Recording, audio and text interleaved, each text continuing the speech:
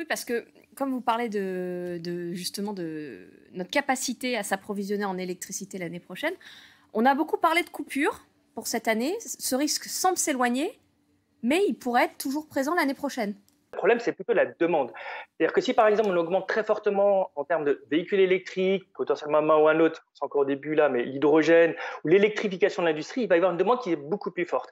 Et donc, le problématique, c'est peut-être pas tant la production d'électricité qui va poser problème, mais plutôt la demande qui va être beaucoup plus importante que, évidemment, capacité de consommation. Et comme on ne peut pas vraiment stocker l'électricité, c'est là qu'il risque d'y avoir un souci.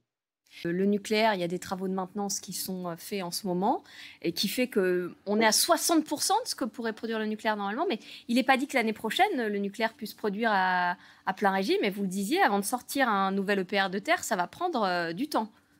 Là, il va y avoir une loi qui s'appelle la loi de programmation énergie-climat qui va arriver et qui a une vision sur même 2040-2035. Ça paraît assez loin, mais le problème, c'est qu'avec la fermeture d'un certain nombre, ou l'arrêt plutôt d'un certain nombre de centrales nucléaires, à ces périodes-là, on risque d'avoir une forte diminution d'énergie. Hein, et donc, il va falloir se poser la question de comment est-ce qu'on fait. Et pour mettre en place, que ce soit les énergies renouvelables ou potentiellement le nucléaire, il faut anticiper ça 10 à 15 ans avant. Qu'il faut un mix énergétique, c'est ce que nous dit le gouvernement, beaucoup de spécialistes.